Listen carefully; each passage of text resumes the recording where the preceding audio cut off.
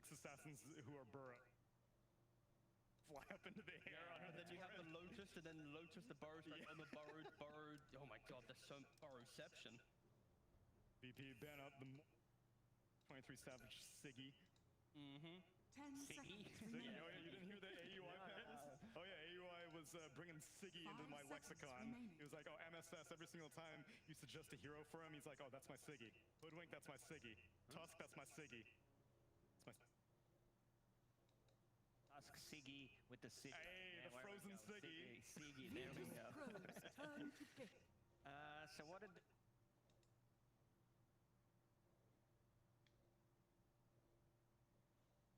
Carriers that are very good at going one-on-one. The Slark, the PA, the Ursa. Radiant team pick. Faceless Void. Okay. That was pretty obvious, so... So why not Wraith King now? I think that's the go-to. It's just your Skellies, they die against Kunkka in the lane, so it's not the greatest in terms of the lane, but it has been the old school counter to Faceless Void. Yeah, I guess that also explains the Morphling ban as well. Another hero that could probably survive Chrono Burst. Maybe something like, if they want to not get Wraith King, I'm thinking maybe Drow Ranger? I think into Void, like the Drow is very much, they win the...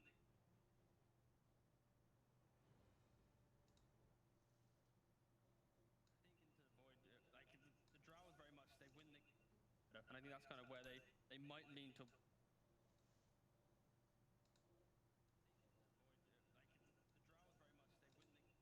And I think that's kind of where they might lean to...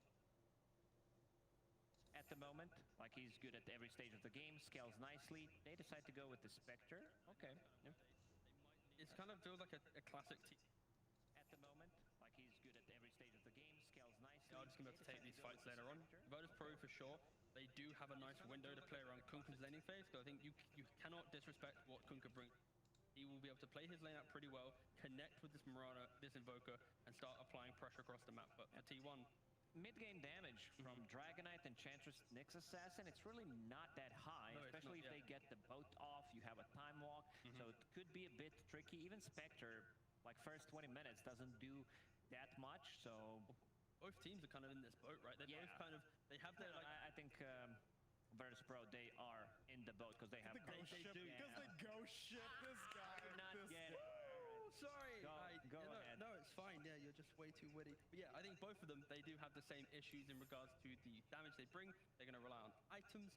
And yeah, I've just been dumbfounded by how smart this man is with his puns. I mean, you said that DM is going to be able to connect a lot, but in terms of objective-taking capabilities, they're kind of lacking. I don't see much push on the side of VP. There isn't. They don't have that much tower damage. No tower damage at all whatsoever. On a catapult. That's going to be their main form. Alacrity siege creep. That's right. Yeah, too bad. What? No. Yeah, that's pretty much it. Yeah. What a shame. But maybe T1 also has some shortcomings. It's going to be exciting team fights no matter what. And you know who's going to cast it? It's your favorite pair, Sunsfan and Jenkins. Why do you always set us up to fail, Tsunami? Sunsfan here with Jenkins in this game 2 of this best of 3 for the upper bracket. T1 looked pretty much unstoppable. I mean, they looked pretty unstoppable this entire...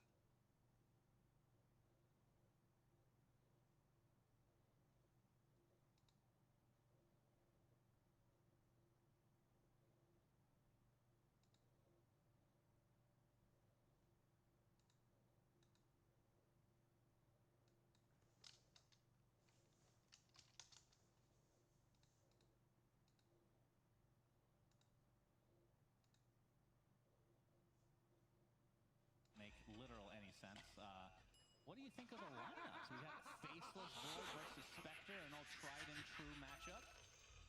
Old school. Yeah, of course.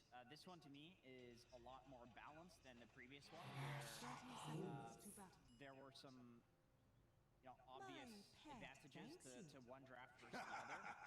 On the VP side, you have the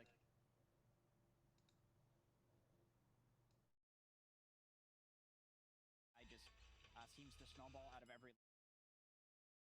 Not usually the greatest lane winner from the You're a trusty mate. And yet he does, and he snowballs. So maybe we'll see that here today. Maybe that's how VP wins this. And Nightfall trying to get a little cheeky here, but looks like, oh, actually T1 gets 3 bounty abomination. runs.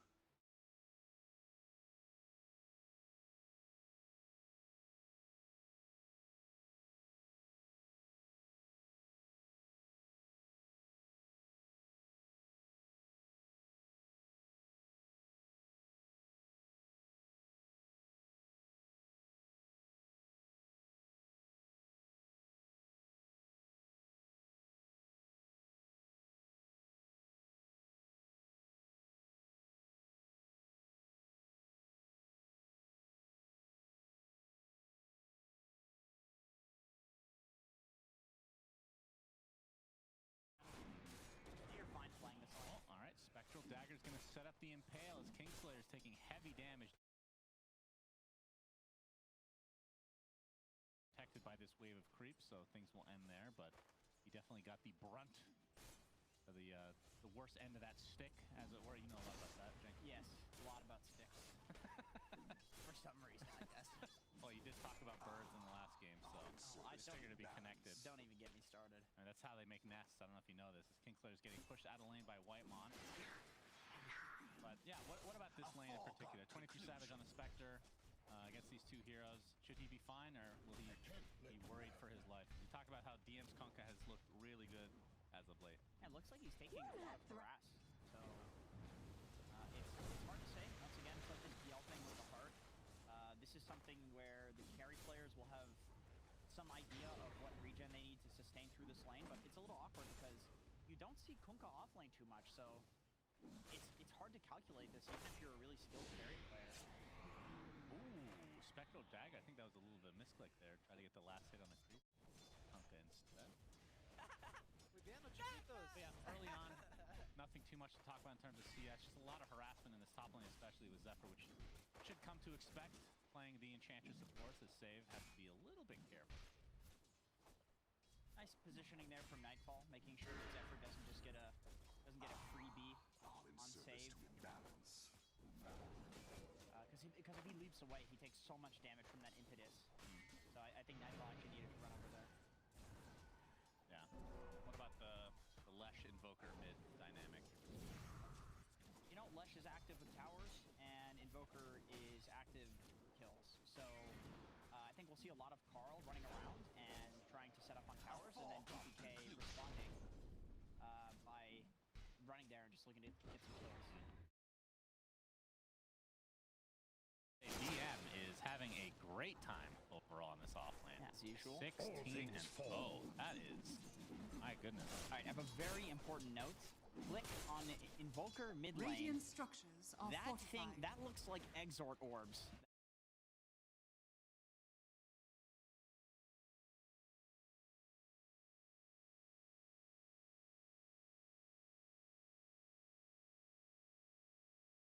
Not Zephyr, and I will find almost vision got him. needed.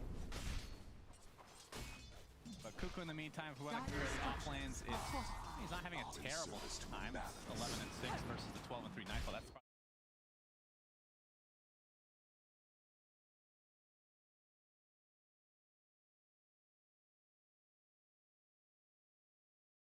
Or offlane support Enchantress. It's so easy to play a core in a lane with this hero because it just it's going to happen eventually because of exactly what we're really greedy and get huge, or you can sit. DK is pretty similar. So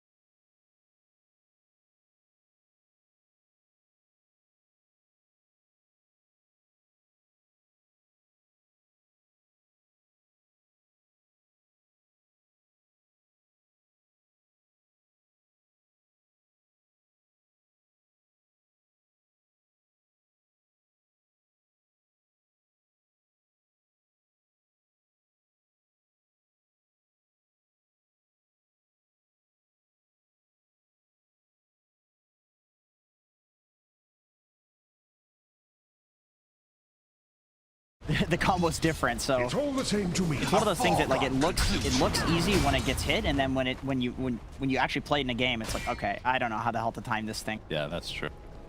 But the reason I really like the Midas after Spirit Vessel this game is, I mean, it's kind of the same tale that we've been seeing throughout the major and this tournament as well. Is the Cataclysm is super important in this game because of the Chronosphere. If you're playing Quas Wex, obviously you're not going to have those levels of Exhort early, so that extra leveling from the Midas is going to help out quite a bit.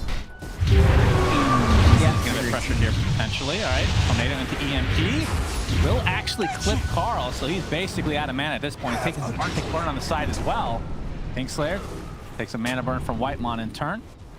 No kills will be traded here. T1 are so ham, dude. Like, he gets Tornado EMP'd and he just runs into GPK, and he has no levels in Lightning Storm, so this Leshrac does a lot of damage just by walking up to things, which is why I'm kind of surprised that he's winning this lane so handedly, given that he's not using the Lightning Storm to CS. This is purely just utilizing the stun and his last hitting capabilities to win the lane. Yeah, for sure. Nightfall is actually going to get the TP out here. No cancel available. We'll actually go back to base, it looks like. So being completely pushed out of lane. And in terms of the net worth between him and 23 Savage is not really close right now. I mean, almost a full 1,000. Actually, it's more. It's 1,200 gold now for 23 Savage. That is real bad news for VP. See the discrepancy here. I mean, Spectre has, you know, historically speaking, wasn't a great laner. Not very good early game, but changed things around a little bit. It's 23 Savage. The arrow into the boat actually will all fully combo. So nice rotation from VP. We just talked about that net worth advantage. That will help VP now in turn. Yeah, he just kind of accepted his fate on 23 Savage. Man, this DM Kunkka is looking like the sort of hero that maybe you first phase ban it. I mean, I know obviously it's only 7 minutes into the game, but like he's the only reason that VP is still in this game, given how the safe lane went. Like, first phase net worth. First phase? I don't know. I mean, he was picked like 4th. Bro, it's looking pretty sick. I don't know. This guy with Kunkka, he's just such a specialist. Okay, I'll take your word for it. I mean, yeah, he's looked really good so far for sure. Is Carl gonna get clipped again by the Tornado?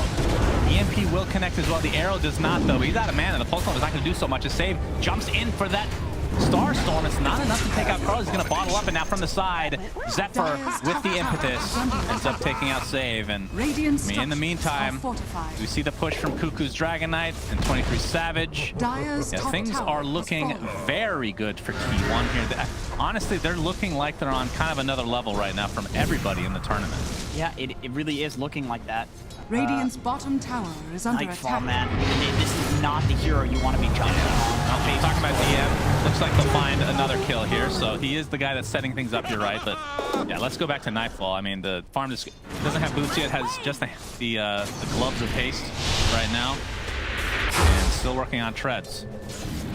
See another EMP connect. All right, what does VP need to do to get the Void back in the game? Chronosphere with Sunstrike. I think that's what you have to do. The Sunstrike's not too much. Oh, that's true. There is no Sunstrike at all. See, so Dragon Tail, never mind. Just to force him out here. 1 point. So they're going to need the Kunkka and the Mirana then. Basically what I'm thinking is I think they need 2 heroes to do damage into the Chrono, because Void does absolutely nothing. Yeah. So they're probably going to need a Mirana arrow as well as a Kunkka boat. It is a lot of set. Like right now, it feels like Nightfall has to play almost like a pseudo initiator. Yeah, he's like an offlaner. And maybe once he gets a little bit of farm, he can actually expand upon it. Like if he goes for Maelstrom or something like that, try to get back into the game. But definitely a rough start from VP overall, other than DM, like you said, who's actually top net worth. Yeah, he's good huge. Lord. He's huge. That's what I'm saying. This guy just seems like uniquely extremely good at Kunkka. I don't think I've ever seen an offlane Kunkka do this well. Has his phase boots, has his hood, going for the straight into pipe, it looks like. Do you like this build? Yeah. Are you expecting anything different, or is this pretty much on par? No, I think this makes a lot of sense, because if we look at T1's lineup, the only source of damage that they have currently is Leshrac. So Carl is just going to be running in, Edict, Pulse Nova, and so if they can protect through that Pulse Nova, I think largely, especially with the boat buff, like, nobody's really going to die. 23 Savage gonna take some pressure. DM not quite in range for the X marks the spot. It is only level 2. I mean, that's the biggest reason to actually upgrade this is for that range. Once you get to like level 3, it becomes a lot easier. It does. Yeah, it really does. It's one of those abilities that's like, it was so bad in the early levels. It's been buffed so many times, and yet... Well, it was originally nerfed because people started playing him as support, which he wasn't originally intended for. That's true. That is true. See the rotation into the bot lane. Tornado, ESP again. Cuckoo gets X marks. Here comes the boat. I mean, he's quite tanky. See if this is enough damage or not. Into the air. Just extreme lockdown from VP. You kind of see where the draft comes together here. As Nightfall, again, being forced out. He just has to play ring around the rosy here. TP's into the mid lane. Kind of cool that GPK is hard farming the vessel. I think it's a really important item to get this game. And so they're just using DM's Kunkka to run around and... Oh, Vendetta into the Impale. Splitter to follow. Big kill onto Nightfall. Winter's Curse is there, though. As Kingslayer and company have come to try to get a trade. It will be for Carl, it looks like. And it might break up here. But there's the Dragon Farm for Cuckoo with that Siege and that annoying Satyr creep as well. Some damage at the very least will be applied to this tier 1 tower. See the Blade Mail finally online for Spectre. Talk about that in just a moment. This creep is just continuing to get some tank action here for that Siege. EMP again. This is like, yeah, the EMP has been really on point for GPK. See the arrow? Oh, it connects! Meatball to follow. Impale's only going to connect on one in the meantime. They just don't have enough damage to follow it up because they used everything earlier. Wow. Savage will live. That is a cool call. He walked in front of an arrow as carry for his DK. And then walks off. Like, you have to have big cojones to make that sort of play. Big. Yeah. Yeah, big boy. Let's not go. All right, we see the Intel replay here. And this was the kill onto Nightfall. Again, just adding insult to injury for his game. I feel like, for the most part, VP, the lanes went okay. Obviously, the offlane was their winning lane, I guess you could call it, because DM's having himself a game. But at the same time, Spectre's doing quite well himself. Yeah. But for the most part, a wash mid. It's just that top lane that's such a big discrepancy. Right. And also the fact that DM is always stacking Ancients with the illusion. Oh. Very nice. Very nice indeed. 23 Savage. He's looking for the MVP this game. That's 2 sick plays in a row. It looks like Nightfall will be going for the Mask of Madness this game. Try to accelerate that farm a little bit, but like about 23 Savage with the Blade Mail, so it can actually take out some Ancient stacks here. Not the best hero in the world, but when they changed Blade Mail to be... It got a lot better. Yeah, for this hero essentially. Oh yeah, the chip vest as well, that's true. So that seriously does help on especially heroes that have like high agi base regen. Just farm circles by tanking. I love that Cuckoo, both games, is doing this like, I'm an offlaner, my life doesn't really matter that much. I'm just gonna go to like the worst place on the map and like literally suicide for towers. In the last fight, 23 saved them from that arrow. But I honestly don't think that if he dies there, I don't think he cares. Because he's literally just trying to like tank for siege creeps and you know, kill towers like at any cost. And it's a pretty good principle, I think, for offliners, because your life is less valuable than the other roles, and towers are incredibly valuable, and people are putting all of their eggs in the basket of defending them these days. So why not just suicide for them? Yeah, Nightfall. Oh, is he actually going Hannah Midas? Are we gonna see double Hannah Midas this game? Is that the play?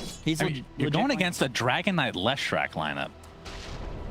He wants a recovery Midas. Wow. I think if he's the thing is, I think he's relying on his other heroes to do damage in the chrono anyway at this point, and so going for the Midas makes sense, because I don't think you can build to like do some epic fighting in the early game that's going to come from anything other than like the heroes that are already having a really good game. So the Midas is, it does make sense for the timing they want to play for, which is like the Cataclysm timing eventually.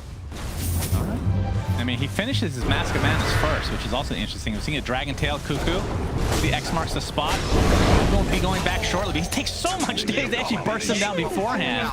My, oh my. Another one very ready for that. Another offlaner kind of suiciding for towers. It seems to be a concept that is shared among all regions. Yeah, I mean, all the regions watch each other, especially at the major, and scrimming each other. So in this case, though, he didn't really get any damage, and he's a top net worth dying. So that is definitely a little different. Like Cuckoo, when he's doing it, he's usually like middle of the pack net worth. Well, as GPK and Nightfall try to farm their Midases, I thought they were actually going to commit to that push, but I guess the Elder Dragon form is about to end. So I feel like if they knew that both heroes are going for Midas, if maybe they haven't gotten Vision of Nightfall yet, that they play a little bit more aggressively. Like, what do you think their reaction is going to be to seeing that both? I mean, obviously Invoker should be expected based on the play so far in the last couple. Probably Roshan. You see the Midases, and then the moment Chrono is down, you just head into Roche, thinking like, okay, they've got like 2,000 gold of just wasted net worth right now, or 4,000 gold of wasted net worth. So let's go take Roche when their abilities are down. All right, I mean, this feels like it, from VP side, pretty risky to do this when you're behind already in the laning stage, to get it on 2 heroes. We saw Tundra do it for 3 heroes, and it didn't work out for them in that case. I think Invoker needs a Midas because I agree, yeah. You need the levels to make your Cataclysm worth anything. If you're going to go for this Quas Wex in the early game, and you have to go for Cataclysm because you have a Faceless Void, that basically leaves you with no choice. And then for our boy Nightfall in the Faceless Void, you are just having such a horrible game. I think he's... I mean, I understand why you would want to go for it, right? It makes sense. At the same time, 2 heroes going Midas should click something in the head of T1, I feel like. But we'll see. Like, if Virtus Pro can come out in the next 10-15 minutes and not, lose a ton of net worth in the meantime, if they come out even, essentially, that's a huge win for them because they're just going to outfarm them. You did say last game Invoker's one of the best heroes for defending that high ground. That is true. Maybe that's the idea, is that it's like, okay, they're going to get our outer towers, but for those, we have DM to stand in front of them, and then when they push high ground eventually, it's just too much of a pain. That's maybe the logic there, is like they think they can hold out for long enough to make the Midases worth it. Yeah, but it is very scary because, obviously... yes, the fluffy hats. Yeah, double fluffy hat. Nerfs, thank you. But with Dragon Form, it is a little lengthy cooldown, but Leshrac not so much. Ton of Diabolic Edict, that's constant push. One thing I do remember hearing from Kunkka players back when this hero was like the go-to mid laner is that he's quite hard to siege these like tier 1 towers into, especially the mid-tier one, because if you walk up to try to commit to it, even remotely, he just X's you from afar. And it's such a low committal thing that he can get a bunch of damage on you, and then if it looks good, they just murder you. Yeah. It's very difficult to push into this hero just because of the range on X. Cuckoo here. With his hood, almost done with his Blink Dagger. Maybe that's what they're waiting for here on the side of T1. They should know that they have some sort of an advantage after this laning stage. As this tier 1 tower is still up, you can see that the sentry is spotting Whitemon right now. I love this Nyx playstyle, though, to just, once again, playing the absolute perimeter of where is safe for your team and just be tanky. And if the enemy team goes on you, the fluffy hats make you tanky enough. Tornado of the EMP. Carapace comes out into the boat. The big shark is coming. As you just praised Mr. Whitemon, he dies. God damn it. God damn it, Whitemon. Every time. It's always him. I mean, okay. If you're a 5 Nyx assassin, do you care? That's all I'm saying. I don't think you care about this. I guess. Radiant. You can argue that like he's in the river in the lowest of low grounds possible, and there's probably no reason to be there because you know that all of VP are sitting on that hill anyway. So there's that. It's not like he's really extending his team's perimeter by being there. But with that being said, if you are a 5 position and they're using spells on you like that, you're just like, okay, I respawn in 15 seconds. I don't give a shit. All right, well, we have the double Midas officially online for VP. Of course, you see GPK already been using it for a couple minutes now. Nightfall has his. We'll be going for the BKB next, so extra survivability. I mean, he's a long way from being able to provide damage, though, that's for sure. But then again, they are playing for the late game, it seems. He's going for a Sange now. Oh, he changed it up. Yeah, okay. he wants to be a beefy boy. Yeah. Oh, that's been the kind of the item of the last year, I want to say. It's been getting nerf after nerf after nerf, and we're still seeing it pretty consistently. Never enough, is it? I mean, maybe they're just used to buying it at this point. Maybe it's not as good as we think. As we have the dragon. Status resistance, 2 OP. Yeah, Cuckoo blinks in. Nightfall's able to time walk out, though. And we can see that not really much in the way of stacks here. But they are getting some vision in the enemy triangle for the time being. I mean, does VP actually want to fight? They're grouping up as if they're ready to. With a couple Midases, I feel like you're... Ooh, an Acronym Shock. Kunkka. We're going to see the tidal wave. I have not seen, especially this early, It's legit. Interesting. It's good. It does a lot of damage. It's a huge duration. It's more of a disable now because it actually knocks people back for the duration now. They can't move during it. I think it disarms too. Does it disarm? I don't remember. They cannot attack. Yeah, it does disarm now. Okay. So it's a significantly better disable than before. And it's funny. It looks really yeah, fun. it is funny, and it fits the theme. So that's why I thought it was kind of a meme in the beginning stages. But typically you see it like after an Aghanim Scepter or something like that for the Kunkka, when you're playing this off-lane, like chaos-inducing role, where you're just trying to create as much space as possible, and somebody else does all the damage for the most part. Or the caster build, I guess you could call it as well. I think because of the caster build, this hero is legitimately an offlaner. The move speed as well means that you don't need early boots. You can go for some bracers. He has all of these like torrent damage and stun talents. Okay, he went for the damage talent though. Interesting. Typically when you want to go Ags, you go for the other one for sure. That indicates that he's probably not going to go for that. As Cuckoo jumps in with a Dragon Tail into this from the side. Kingslayer does get off the Cold Embrace for now. Nightfall again has his Chronosphere. It's going to connect onto 2, but they will find the Wyvern in the end. EMP right on top as Whitemon gets torrented. Will be brought down. So it's a 1-for-1 with the buyback. Of course, Wyvern still has that ultimate to work with. As GPK getting chased. Gets arrowed under the tier 1 tower, so 23 Savage has to be a little bit careful here. Starstorm to follow. He's taking so much damage, especially with that Spirit Vessel applied.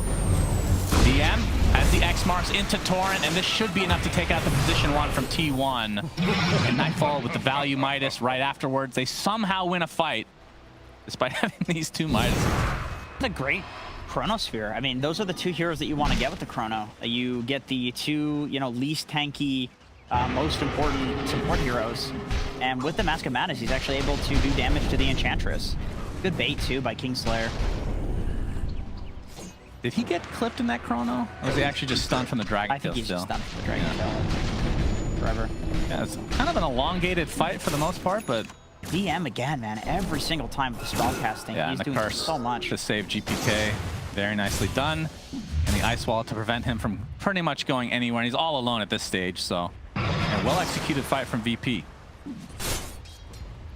And you can see that DM not wanting to give the kill to Invoker, so X marks him back. Of course not.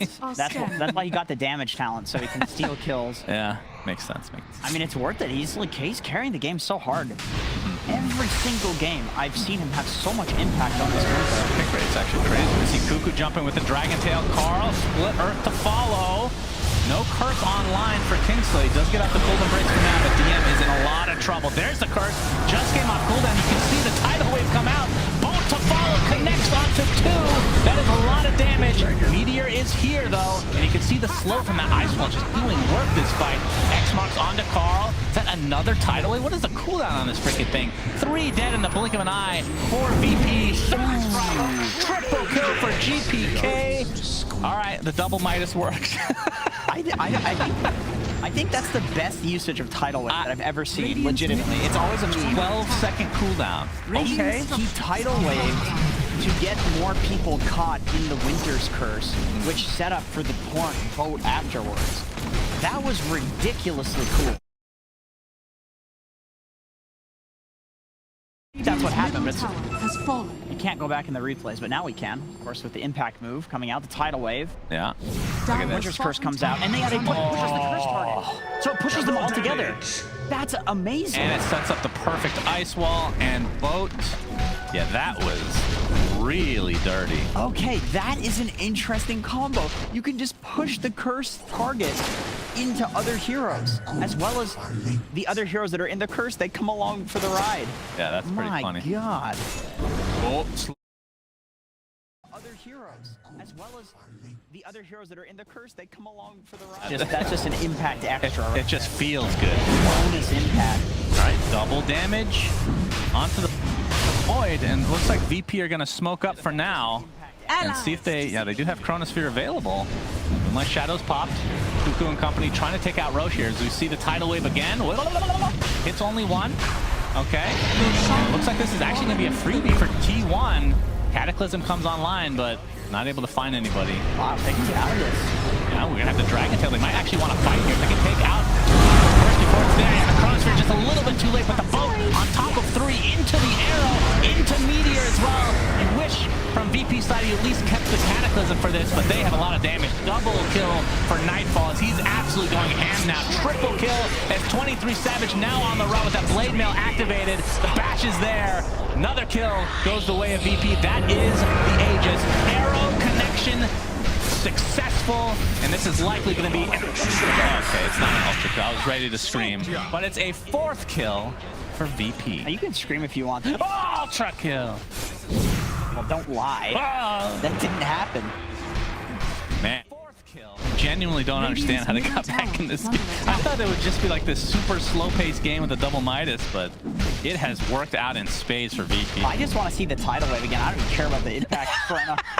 Like, I mean, it's a 3-man Chrono, which is nice, but it's set up by the Torrent into the boat. Yeah, that's... And then look at the tidal wave onto the high ground, pulling everybody out of position. If we... Yep, there we go. Very nice. Man. He's using it like a Mars spear, like a pudge. See, the thing is, you know that a lot of people watching... hell yeah, baby boy. People are going to go in pubs and start building this, and then they're going to be awful with it. Like DM is just playing out of his mind right now. Yeah, I don't think it's that easy. I mean, once again... If it was that easy, it would have been picked up like 6 months ago when it was put in the game. It's hard to say that with Dota because it's such a strange game, but I've seen people try to do this in pubs, and good lord, it's just a meme. Fails. It's just a meme. It's just like this wave comes through and it looks hilarious and pathetic. Yeah. But 6K network lead for VP. T1. Feeling like they need to fight here. Whitemon on the sideline. They have the vision though. Yep, he's going to get Yules into the arrow. Spike Carapace is there, but here comes the Meteor. It's going to actually stun the original source, but it's not really going to matter. It's a nice impale, but the Starstorm is enough to finish him off. And now into the 5-man smoke for VP. Yeah, they want to get more out of this because, once again, just a 5 position. Oh, Dragonite? Oh, White Panky indeed. We're going to see the time dilation to start things out. Save looking for the arrow, but doesn't want to throw it out until it's a guaranteed one with the X or something like that. We'll have to be, I guess, just happy with that 1 kill for now.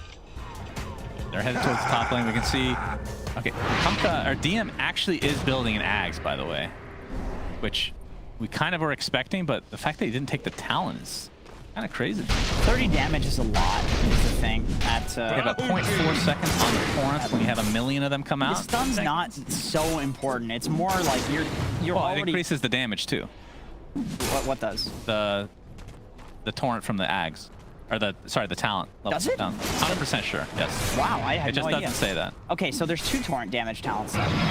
Yeah, for the most part. Oh, that's interesting. Which is why, like, typically when you go Ags, you just go for the Torrent talents and just brain dead it, but not the case here. I mean, I'm not going to question what DM is doing, but... I think the reasoning behind the damage, I mean, we could... the question of does he know that, because I feel like that's a very weird thing to be in the talents. That's true. Did you know Pangolier, when you get the Shield Crash talent, the damage of the spell increases by 1? What? Yes. The 15 talent? Yes. What do you mean it increases cooldown by 1? talent increases the damage of it by 1. Dota's a very strange game. How is that relevant? It's 1 damage. I'm just saying, there are very weird things with regards to talents in this game. How do you know that? Because I was very confused by it, but let me get to my goddamn point. The 30 damage I'm more confused why you'd bring up that there's a 1 damage. Listen, who cares? Listen, Mr. Going on segues here. 30 damage, it's all about farming, okay? He's getting to that Ags faster. All right. Okay, that is a good point, as we're going to see a kill on the Whitemon here. Every time we have any kind of a segue or story, Whitemon apparently dies. Yeah, I'm very sorry about that. I mean, I understand that aspect, that's true, but now you're going to miss the fact, like, you could revert level 10 talent now. Yeah, that would be nice if you could go back and take it after you have the Ags. Yeah, it has his Ags now, so you're going to see the Torrent Storm out there. For those that don't know, it's basically just a ton of random torrents in the AoE that you, or it's an AoE around you, right? But you do see the actual pool itself from each one. Yes. From the enemy side. And he did also go for the strength talent as well. So he's just really looking to go in, be tanky, be disruptive. He wants like mixed damage as opposed to just technically there's, you said 2, but there's actually 3 Torrent talents, right? The 80 AoE as well, which does that's true. go on top of the I was thinking, does that increase the damage for no reason? AoE? No. You see Carl, Sunstrike is going to connect. He's stuck inside the ice wall. Nice kiting overall from VP. But no, the reason that it increases the damage on the Torrent is because it does damage per second. So if you're going to be in the air longer... I get that, but it's strange that it doesn't... I mean, if Valve came out with a patch tomorrow that said fixed, I'm like, okay. It could be a feature, could be a bug. I can see it both ways. But I'm leaning towards feature in this case. Now I just don't Radiant's understand the bottom tango. tower is under attack. That one's just an oversight. Why Somebody the just put an extra 1 there. Why is there an extra, you know, what talents are there that they're just giving you extra little buffs? Yeah, that 1 damage, as usual, very relevant. See the Spirit Vessel applied to Whitemon. It's going to get a spike carapace, so GPK is stunned. Arrow on the other side to make sure that nobody's in the vicinity. And you can see that nobody actually is. So Whitemon is trying to build the Ags, but it is much slower than we're used to seeing here. Tornado. Oh, not the best setup here. Tidal Wave was while he was in midair. But now with the BKB on the DK, maybe things change a bit for T1 in terms of their team fight, but it is an 8K net worth disadvantage right now. Radiant's middle tower. And they're going against double Midas. Yeah, don't forget to use it here, young man. There we go. Well done. Lilith actually does connect. Nightfall trying to be careful here. Time dilation does actually proc on top of Whitemon. Port connects as well into everything. Tidal Wave, Tornado, everything. We're seeing the Chronosphere onto 1 with the Cataclysm to follow. That's 2 dead right off the bat. It's going to cost them their Winter Wyvern, though. Time dilation again. 23 Savage stuck in the vicinity of a lot of VP players, and you can see the meatball come out. It's just too much damage to deal with. Double kill for Nightfall, as now Cuckoo's BKB has already been expended, attempting to get out with that cold snap, keeping him basically in place. Starstorm, GPK gets credit for that kill. VP, yeah, GGs are actually going to be called here, and I can't blame them. After the laning stage, it looked like T1 were in pretty good position. I'm not going to lie, but VP just out-executed them in the end. DM is just such an impressive player, man. Literally carried them. He legitimately 1v5 carried them. And, you know, Nightfall with some clutch chronos, you know, that's pretty good. Those were nice, but they were all set up by DM. Like, they were off the back of him running in and setting it up, or an X, or like a Torrent on 2, because the chrono would come out and the boat's immediately there. It's like DM's like, I don't even need the chrono. I was already gonna boat them. What a Kunkka god. I mean, we talked about how Virtus Pro could get back in the game since Nightfall is, you know, he got up